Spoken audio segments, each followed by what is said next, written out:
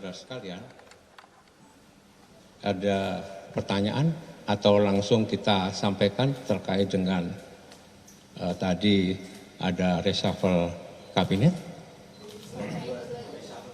Reshuffle dulu aja, ya. Baik, seperti kita ketahui bersama bahwa tadi pagi telah diadakan reshuffle kabinet di mana ada beberapa menteri diganti, salah satunya kader dari PD Perjuangan yaitu Profesor Dr. Yasona Hamonangan Lauli. Partai menyikapi bahwa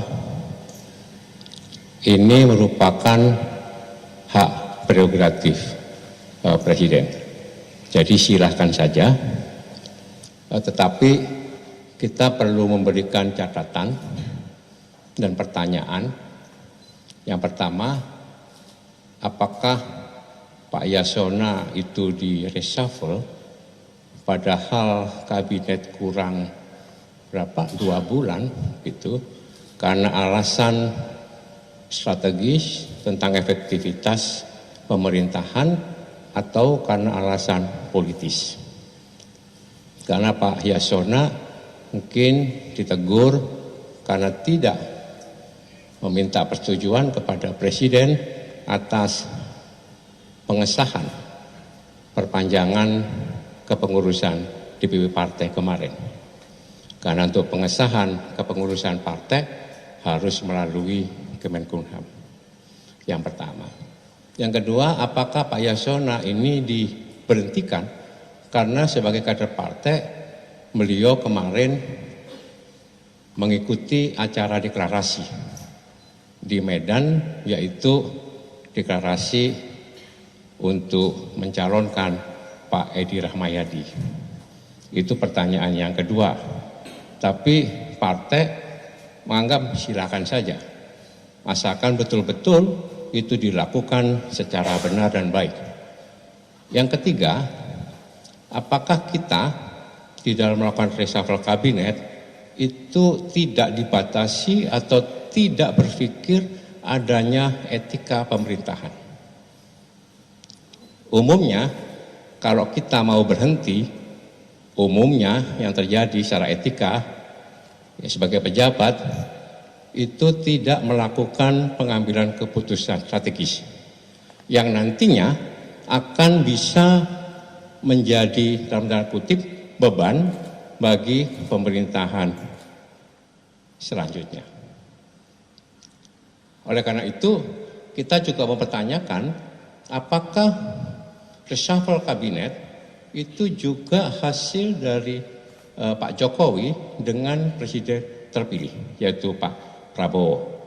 Karena kita melihat tadi Pak Prabowo tidak menghadiri acara pelantikan dan pengambilan sumpah ya reshuffle tadi pagi.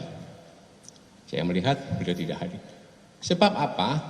Sebab dengan kebijakan-kebijakan strategis ini bisa membebani pemerintahan berikutnya, misalnya terkait dengan penempatan seseorang dalam jabatan strategis.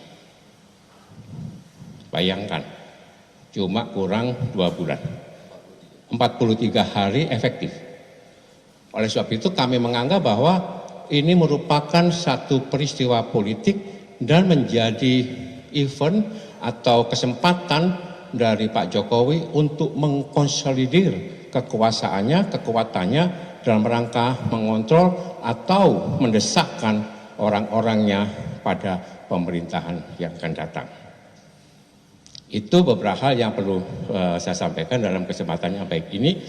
Maka daripada itu, di dalam menjalankan pemerintahan, sekali lagi, meskipun itu merupakan hak prerogatif Presiden, tetapi ada etika. Etika pemerintahan.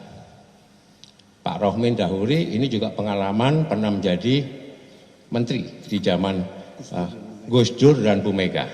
Dan Bu Mega sebelum lengser, sebelum berhenti, tidak pernah mengambil kebijakan-kebijakan strategis yang nanti akan membebani pemerintahan Pak SBY. Ya, hal seperti ini dan Pak Adian mungkin bisa memberikan tambahan. Iya, saya kira bagi kita yang educated ya, terdidik dan berhati nurani baik ya, bahwa memang reshuffle kabinet itu prerogatif presiden ya. Tetapi di seluruh dunia dan fakta sejarah membuktikan bahwa yang namanya penggantian presiden tinggal tadi berapa 43 hari, biasanya yang kita sebut dengan lame duck government, artinya tidak boleh mengambil kebijakan strategis. Dari sisi itu aja saya kira publik patut mempertanyakan apa udang di balik batu yang ada di benaknya Presiden Jokowi. Yang kedua adalah reshuffle yang mau membangun bangsa negara ini adalah reshuffle yang berbasis kinerja. Kita tahu ya bahwa kinerja Kementerian Hukum dan HAM yang dipimpin oleh Profesor Yasona Hammonang Lauli itu one of the best ya. Ini juga menimbulkan pertanyaan buat kita ya. Jadi sekali lagi kalau segala macam itu untuk kepentingan pribadi, keluarga ya termasuk reshuffle ini itu tidak baik untuk bangsa. Dan yang terakhir implikasinya memang akan sangat membebani presiden terpilih berikutnya gitu ya. Dan kita ini negara besar, negara yang potensi pembangunannya sangat luar biasa untuk maju makmur, tetapi masalahnya pun sangat kompleks. Kemiskinan masih banyak ya, 26 juta menurut versi BPS, kalau Bank Dunia kan masih 112 juta. Dan data dari Bank Kompas bahwa hanya dengan 22 ribu per hari untuk makan bergizi, tahu nggak ada berapa? 187 juta rakyat Indonesia yang tidak punya uang 22 ribu itu. Ya kan, artinya 67%. Itu tercermin pada IQ kitanya 78, ya kan, literasi kita juga terburuk kedua di dunia. Jadi masalah ini banyak sekali ya. Nah kalau segala macam keputusan itu hanya untuk kepentingan keluarga, nepotisme ya, dan bersifat politis amat berbahaya untuk Indonesia. Silakan Pak Adian. Ya. Mas Jarod sama senior kami tadi sudah menyampaikan bahwa reshuffle kabinet itu memang hak prerogatif presiden. Tapi dalam hukum kita mengenal adagium bahwa wibawa sebuah keputusan tidak lahir dari siapa yang mengambilnya, tapi lahir dari dasar-dasar pertimbangan keputusan itu diambil. Artinya bahwa menjadi penting bagi kita untuk melihat keputusan ini dasarnya apa. Kalau dasarnya adalah kinerja, Pak Yasona itu sudah bersama dengan Jokowi sudah masuk periode kedua ya, dari 2014, 15, 16. Apakah kemudian menukar teman lama dengan teman baru menjadi sebuah kebiasaan? Ataukah memang ada hubungannya dengan kehadiran Pak Yasona dalam deklarasi Pak Edi Rahmayadi? Ataukah memang ada hubungannya dengan perpanjangan masa jabatan DPP PD Perjuangan dan penambahan yang ditandatangani oleh Pak Yasona? Atau ada apa? Atau jangan-jangan akan ada produk hukum yang akan dikeluarkan dalam waktu 43 hari ini yang mungkin tidak disetujui oleh Pak Yasona, atau Pak Yasona dianggap sebagai gangguan atau hambatan untuk keluarnya produk hukum dalam 43 hari terakhir ini. Artinya ada banyak sekali tafsiran, dugaan di balik peristiwa reshuffle ini. Kalau yang disampaikan tadi juga, apakah reshuffle ini juga menjawab persoalan rakyat? Apakah reshuffle ini menyelesaikan persoalan pengangguran, kemiskinan, tutupnya pabrik, tambahnya PHK dan sebagainya? Apakah reshuffle ini juga menjawab tantangan bagi para pelajar, mahasiswa, kaum terdidik dan sebagainya terhadap problem-problem mereka atau tidak? Atau reshuffle ini hanya menjawab kepentingan kekuasaan saja? Artinya ketika kemudian dia ternyata tidak ada hubungannya dengan problem-problem kerakyatan, dia cuma menjawab kepentingan kekuasaan saja, nanti rakyat bisa bertanya, lalu pemerintah untuk siapa? Untuk kami atau untuk kamu saja? Kira-kira seperti itu. Nah itu yang kembali pada pernyataan saya di awal bahwa ada adagium hukum mengatakan wibawa sebuah keputusan tidak lahir karena siapa yang mengambil keputusan itu, tapi lahir karena berbagai dasar pertimbangan lahirnya keputusan itu. Ketika tidak mampu dijelaskan oleh negara terkait beberapa peristiwa reshuffle ini, maka itu artinya rakyat diperbolehkan untuk bebas menafsirkannya, bebas menduga-duganya, bahkan bebas mendapat kesimpulan. Kenapa? Nggak ada jawaban. Kenapa? Harus diganti si A dengan si B, apa alat ukurnya dan sebagainya. Menurut saya negara demokrasi adalah ketika sebuah keputusan negara, pemerintah bisa menggunakan alat ukur yang sama yang juga diketahui oleh publik. Kenapa kemudian saya ganti si A dengan si B? Karena 1, 2, 3, 4. Dan rakyat tahu alat ukur itu. Kalau rakyat tidak tahu, artinya itu sangat subjektif. Walaupun sekali lagi betul itu hak prerogatif. Tapi rakyat butuh tahu dasar-dasar pertimbangannya. Terima kasih. Baik, ada tanggapan, pertanyaan? Silakan bebas. Cukup? Oh, silakan. Mas Jarod, mau tanya Mas, berarti langkah yang akan dilakukan oleh PDIP setelah Pak Yasona mundur atau diganti oleh Pak Supratman ini seperti apa? Apakah nanti akan ada pertemuan dengan DPP secara khusus atau membahas ini secara khusus dengan Bu Mega Pak atau seperti apa? Enggak, ini biasa-biasa saja. Karena kita juga menyadari bahwa jabatan menteri itu jabatan politis. Dan ini malah bagus untuk Pak Yasona ya.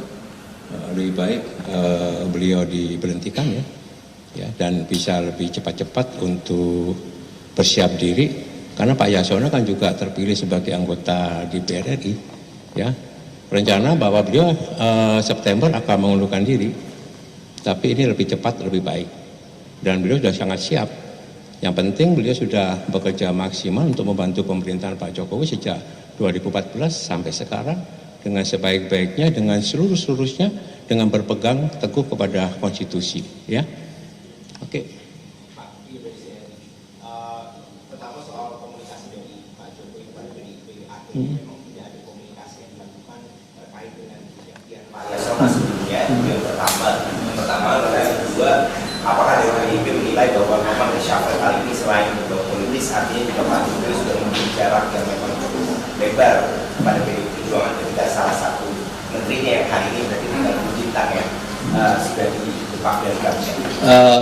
PD Perjuangan masih ada beberapa menteri, di samping Bu Bintang, di situ ada Bu Risma, kemudian ada Pak Pramono Anung, ya. Tapi PD Perjuangan itu komitmen ketika mendukung pemerintahan itu sampai dengan selesai, ya, kecuali beliau diberhentikan, dianggap bahwa sudah tidak diperlukan lagi, ganti yang baru. Ya, jadi ini komitmen kita untuk bisa mendukung pemerintahan dan secara konstitusi memang seperti itu. Yang kedua, saya dapat informasi bahwa Pak Jokowi juga sudah berbicara langsung dengan Pak Yasona Lauli, ya. Jadi silakan saja, ya, supaya kita bisa melihat bahwa ini kalau kami melihatnya bukan untuk membangun efektivitas pemerintahan, tidak, tapi lebih banyak untuk mengkonsolidasi kekuasaan Pak Jokowi dalam rangka untuk mengontrol pemerintahan yang akan datang. Coba sekarang bayangkan, dibentuk satu badan baru, Badan Komunikasi Presiden, Kantor Presiden, ya, ditunjuklah kepala badannya. Tetapi di situ ingat, itu ada kantor staf kepresidenan, KSP. Dan ada deputi berapa yang juga mengurusi masalah komunikasi gitu ya. Ya, ini bagaimana nanti koordinasinya? Siapa yang menjadi juru bicara presiden?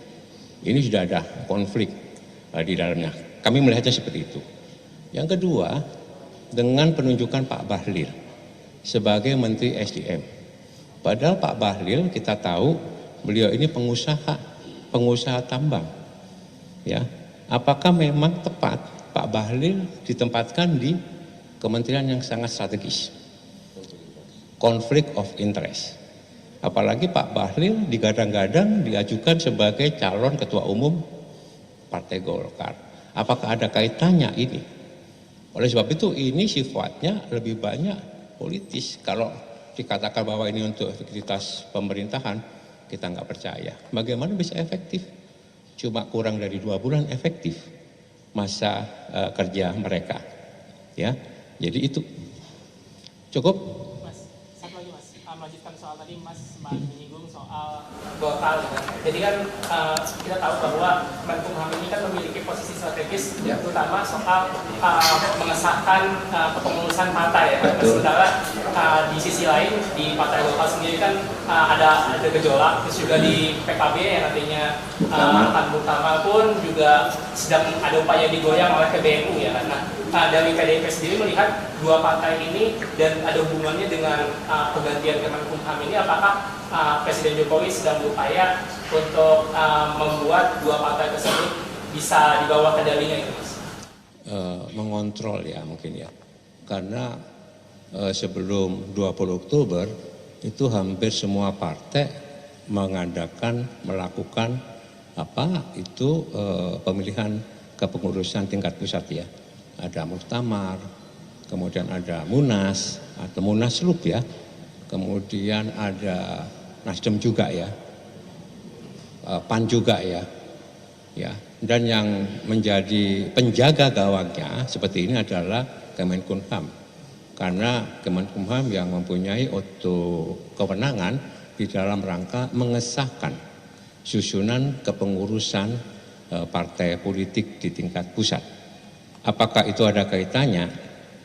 Kok kalau kita menjawab nggak ada kaitannya kok yo aneh gitu ya. Ya, artinya kami menduga pasti ya ada kaitannya dengan persoalan-persoalan seperti itu. Oleh sebab itu kami minta pers untuk bisa mengontrol supaya betul-betul Kemenkumham itu berada atau berjalan di dalam koridor yang benar sesuai dengan konstitusi dan sesuai dengan konstitusi partai-partai yang nanti akan melakukan pemilihan kepengurusan di tingkat pusat. Ya kita yang mengontrol, ya jangan sampai dibelah-belahkan gitu ya. Sama seperti kemarin pernah ada kasus di Partai Demokrat, betul ya? Ya pernah dibelah, tapi Pak Yasona tetap kepada yang benar yang disahkan. Ya ini sebagai pengalaman kita bisa melihat seperti itu, ya. Ya kita melihat nanti juga seperti itu harusnya kan sesuai dengan konstitusi masing-masing partai itu punya kedaulatan. Masing-masing partai itu punya anggaran dasar dan anggaran rumah tangga. Termasuk kemarin PD Perjuangan melakukan perpanjangan kepengurusan dan penambahan. Itu sudah sesuai dengan anggaran dasar dan anggaran rumah tangga. Di mana Kongres dikembalikan kepada 5 tahun sekali. Dan itu menjadi hak prerogatif Ketua Umum. Itu ada di anggaran dasar, anggaran rumah tangga kami. Oleh sebab itu Pak Yasona Lawli itu langsung menandatangani sebagai Menteri Hukum dan HAM, bukan sebagai kader partai ya, tetapi sebagai Menteri Hukum dan HAM yang melihat bahwa itu sudah sesuai dengan konstitusi partai kita. Oke? Cukup ya?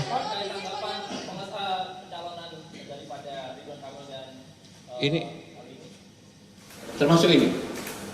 Ini udah dijawab ini. Oke. Terkait apa tadi? Oke. Ya. Kita lihat ya nanti ya deklarasi itu dan kita bisa melihat ya bagaimana nantinya gitu ya. Kalau itu terjadi maka PDI secara otomatis tidak bisa mencalonkan sendiri. Kalau begitu kami tantang apakah berani ya pasangan yang nanti akan deklarasi dengan memborong semua partai itu melawan kotak kosong. Ya, melawan kotak kosong. Ya. Mari kita lihat. Atau ini akan berusaha diloloskan calon independen sebagai calon boneka. Ya. Karena banyak sekali ya ini masukan suara dari warga yang merasa atau membuktikan KTP-nya dibegal, KTP-nya dicatut. Ini sudah pelanggaran yang serius kalau menurut saya. Mari kita kontrol sama-sama ya. Jadi kami tantang gitu, mari kalau seperti itu kita berdiri teguh bahwa PD Perjuangan akan melawan ya siapapun juga yang merusak atau yang membuat demokrasi tidak sehat di kota daerah khusus Jakarta, ya, di mana ini menjadi Jakarta itu menjadi magnet, menjadi percontohan perpolitikan di Indonesia, ya. Jadi kami akan posisi itu dan kami akan selalu bersama dengan rakyat, yang mana rakyat menginginkan ada pilihan-pilihan yang sehat, ya, di dalam pertarungan kontestasi kepala daerah, utamanya di Jakarta, ya. Pak. Berarti PDIP tidak mengusungkan siapa-siapa di Pilkada Jakarta atau adakah nanti sampai pendaftaran 27 ada yang Kita lihat kita lihat nanti sampai tanggal 29 Agustus posisi dinamikanya seperti apa. Tapi percayalah bahwa PD Perjuangan selalu bersama-sama dengan rakyat, dengan akar rumput. Kita selalu mendengarkan suara rakyat. Jadi kita lihat tanggal 29 seperti apa, gitu ya posisinya. Pak Adian, tambahan. Pak Adian ini Pak Sekjen bidang komunikasi, berarti ngomong dulu. Ngomong, ada banyak ngomong kau. Apa sih? Ini Pak Faryamda bilang setelah deklarasi kasus bom ini, bahwasanya Jakarta tidak perlu ada pilkada, cukup pilih saja dan kasus bomnya secara aklamasi, gimana tadi? Oh begini. Yang disampaikan sama Mas Jauh itu betul. Kita tidak pernah khawatir kalau ditinggalkan kekuasaan. Kita cuma khawatir kalau ditinggalkan rakyat, kira-kira seperti itu. Sederhananya kayak begitulah. Nah kalau Fahri Hamzah bilang begitu ya tanya Fahri, masa pertanyaan Fahri dia tanya ke gua. Kita sendiri nggak ngerti maksudnya apa. Artinya bahwa kemarin berapa hari yang lalu Partai A masih dukung Anies, lalu berubah. Ada Partai B masih dukung Anies, lalu berubah. Nah sampai tanggal 29 ada nggak yang kemudian tadinya tidak dukung Anies lalu berubah dukung Anies? Mungkin dong, kemungkinan itu sama saja besarnya. Artinya bahwa jangan kita patahkan, jangan kita tiadakan, jangan kita hilangkan juga kemungkinan dinamika politik yang sangat dinamis itu terus berjalan. Itu loh. Nah, bagaimana dengan sikap PD Perjuangan? Yang pasti kita akan selalu bersama-sama dengan rakyat. Bang, berarti untuk namanya secara penegasan ya, apakah nanti akan muncul Mas Anies atau Pak Ahok yang paling besar, yang paling kuat di Jakarta sekarang siapa, Bang? Kita berkomunikasi dengan semuanya. Mengenai siapa yang nanti di ujungnya, ya kita lihat prosesnya dong. Begitu loh. Oke, Bang? Ini Bang. Iya, saya kira kita berharap tadi saya perjalanan dari Bogor ke Jakarta tuh meninggalkan El Sinta. Saya catat secara statistik, alhamdulillah itu 75% si komentator dan penanya itu merespon bahwa reshuffle yang dilakukan kali ini adalah reshuffle yang sangat syarat dengan politik, kepentingan kekuasaan untuk Pak Jokowi mengontrol kekuasaan berikutnya, jadi itu good news gitu ya. Dan yang kedua saya ingin membangkitkan kita semua rakyat Indonesia ya, bahwa kalau DKI Jakarta dibuat kota kosong, menurut saya ini perusakan demokrasi yang sangat blunt, sangat jelas. Kenapa? Karena Jakarta itu IPM-nya 85, jadi hampir seperti negara maju. Orang cerdas, orang terdidik, mudah-mudahan ada kebangkitan kolektif ya, bahwa enough is enough gitu ya, bahwa kekuasaan yang sangat brutal sekarang ini ya merusak demokrasi, sistem meritokrasi nggak ada lagi itu ya. Mudah-mudahan ini berkat dari Tuhan ya, bahwa enough is enough itu ya. Dan kami PD Perjuangan hanya berharap itu, dan kami PD Perjuangan akan selalu bersama rakyat, kebenaran, demokrasi. Mudah-mudahan ini membangkitkan kita seluruh rakyat Indonesia untuk bersatu, untuk melawan kezoliman dan kehausan kekuasaan. Terima kasih. Oke, sudah. Berarti apakah PDIP masih lobby-lobby partai untuk tidak mengusung Pak RK dan Pak Sisoko atau gimana? Kami bukan hanya lobby melobi, tapi tetap berkomunikasi yang baik dengan partai-partai yang sekarang ini ya, yang nanti katanya itu mendeklarasikan Kimpres ya, Pak Anies sama siapa ya? Pak Anies, Pak Ridwan Kamil ya. Jadi kita lihat, tapi tetap komunikasi kita bangun ya. Jadi begini saudara sekalian, di dalam berpolitik itu ya dibimbing oleh satu keyakinan. Ya, keyakinan di mana kami PD Perjuangan yakin akan berjuang betul di dalam proses demokrasi ini, bahwa ya pilkada ini hanya menjadi satu sarana, alat, bukan tujuan.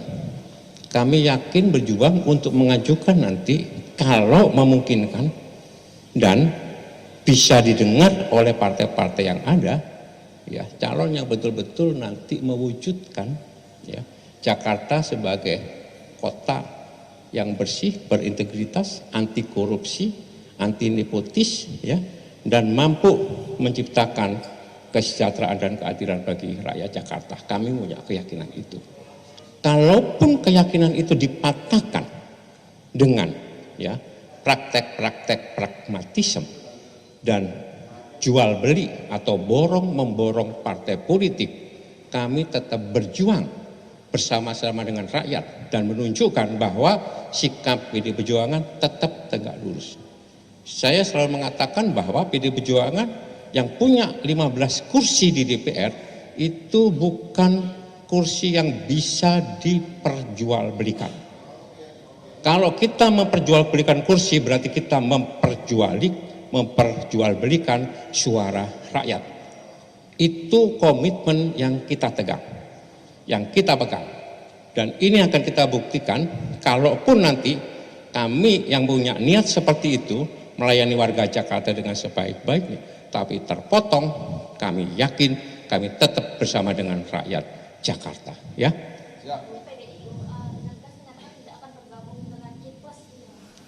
Jelas itu.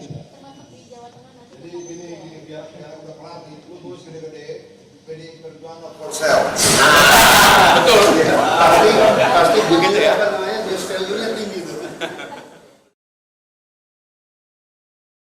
Menjunjung tinggi prinsip jurnalisme dalam setiap tayangan terbaiknya. Menghadirkan berita bernilai sebagai referensi.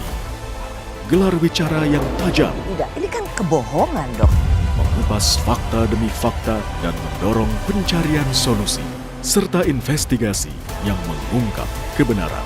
Rosi, Satu Meja, The Forum, Sapa Indonesia Malam. Nilu, ikuti semuanya bersama Kompas TV.